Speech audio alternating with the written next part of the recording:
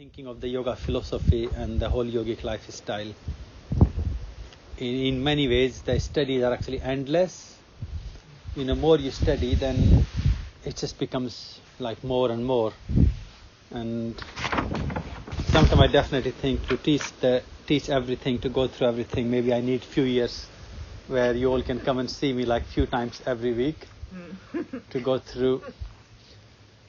And it's sort of, if you think of really the life, the yoga, when we talk about yoga, what yoga really means to us into these step-by-step evolutionary process or practices we're studying, it is actually a lifestyle. It is you learning how to live, how to grow or evolve in life. And when you start to learn to live, I don't see how that study or that approach can actually ever end. Because the only way that study will end when the life comes to end itself.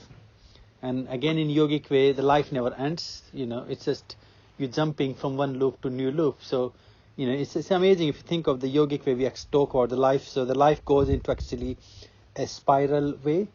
And in that spiral, you're not only moving into the circle, but the spiral is also gradually moving upward. So think of the tornado, if you look at it, how the things from the floor, the ground lifted up, and then with the wind, with the swirl, it grows up. So we are into that whirlpool, into the swirl where we are gradually going up. So every time you're changing the body, or what we say literally these days, die, you're actually jumping from one loop to the next loop, and you start the next journey one step above from the last one.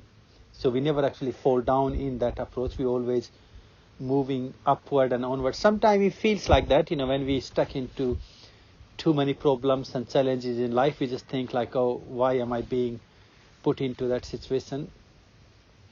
But in some ways, you can also see actually the problems are the opportunities or the events that makes us to prosper, makes us to find the solution. The only difference really our attitude, isn't it? If you are caught into the problem itself, then you see problems everywhere.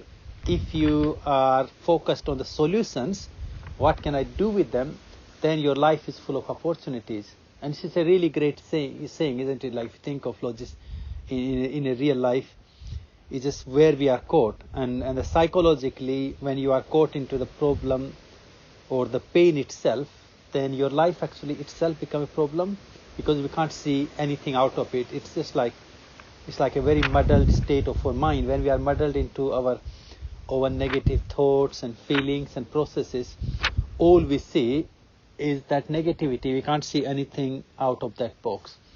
But suddenly when you start to sort of come out of that darkness or that dullness, then you start to see the light.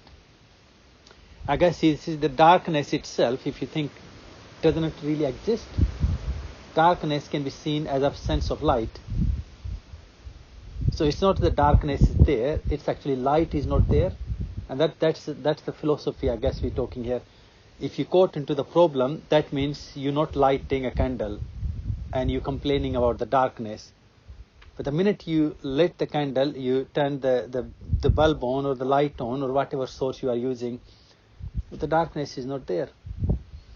So this attitude of changing our awareness or intentions or focus from problems into the solution means you are very happily excited about lighting your candle and you protecting it, looking after it to have the light in your life.